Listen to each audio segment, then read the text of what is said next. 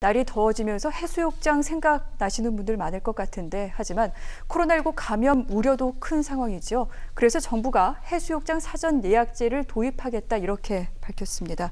그러면 해수욕장 가려면 이제 예약을 하고 가야 되는 건가요? 그래야 될 만한 시기가 아닌가라는 생각이 듭니다. 사실 네. 코로나19가 날씨가 더워지면 좀 한풀 꺾일 거다 이런 보도가 있었어요. 겨울과 봄철에. 그런데 뭐 예외 없죠. 지금 이 날씨가 계속 더워지고 있는 상황에서 코로나19 계속 창궐이라는 표현까지는 그렇지만 지금 지난 2주 동안 평균 확진자 수가 43.4명입니다. 네. 그러니까 지금 생활방역으로 진입하게 된 기준이 일평균 확진자가 50명 미만이잖아요. 그걸 간신히 지금 그걸 간신히 그래도 넘기지 않고 있는 상황이라서 그나마 다행스럽긴 한데 이 상황에서 우려가 되고 있는 것이 미국이 지난달 이 메모리얼 데이를 기준으로 해서 해변가를 개방을 했습니다. 네. 그러면서 여기서 밀집 또 이 밀접 접촉이 빈번하게 일어나면서 코로나19 확진자가 상당히 많이 급증한 네. 상황이에요. 그래서 우리나라도 이제 7월, 8월 되면 또 여름 휴가철을 맞아서 바닷가 찾는 분들 많으시지 않겠습니까? 그래서 해수부에서 지금 이와 관련된 이 대비책을 내놓은 것인데 해수욕장 사전 예약제 어떤 거냐면 일단 바다 여행 누리집 그리고 각 지자체 시군 누리집에 들어가셔서 예약 시스템 확인을 하셔야 돼요. 그리고 본인이 언제 어떤 바닷가 해수욕장에 가겠다 해당일을 지정하신 다음에 이제 그 해수욕장을 가실 때 예약증을 제출하고 발열 네. 검사를 받으셔야 합니다. 그렇게 되면 이제 입장이 가능하다는 거죠.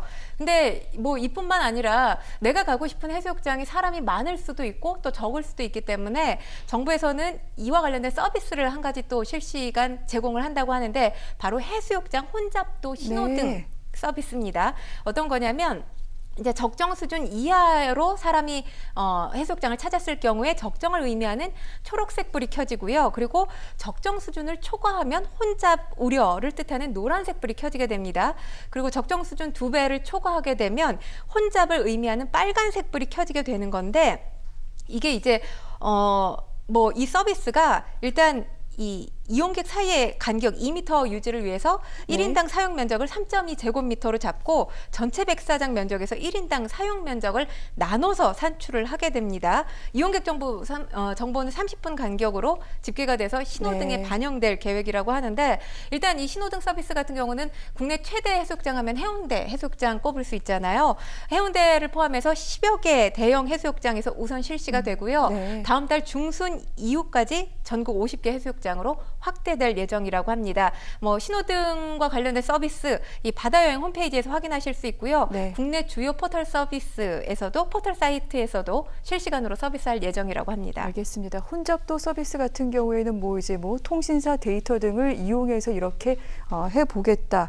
이 정도는 좀 잘 운영이 되지 않을까 싶긴 한데 문제는 예약제입니다. 사실 해수욕장에 울타리가 있는 건 아니지 않습니까? 그렇죠. 아마 지자체 입장에선 고민이 좀 깊을 것 같은데 어떻습니까? 지금 전라남도의 경우에만 우리는 시범으로 운영하겠다 이렇게 지금 밝혀놓은 상황인데 전라남도가 가능한 건 지금 코로나 확진자 수가 가장 적게 나온 지역이기도 해요. 네. 코로나 청정 지역으로 꼽히기도 하고 또 일단 다른 해수욕장, 대형 해수욕장에 비해서 이용객이 보다 조금 라는 게 이번 이 해수욕장 예약제 네. 우리가 먼저 시범으로 서비스를 하겠다라고 밝힌 이유가 됩니다. 그런데 일단 다른 해수욕장들을 갖고 있는 지자체 입장은 상당히 많이 달라요. 준비 기간이 지금 네. 없죠. 지금 6월 19일인데 이게 발표된 기간이 얼마 안 되잖아요. 그래서 준비 기간 또 실효성 부족 등을 이유로 해서 경상북도 또 충청남도, 네. 제주도 같은 경우는 지금 일단 이 부분에 대해서 시행하지 않겠다 이런 입장을 밝히고 있습니다. 그렇군요. 알겠습니다.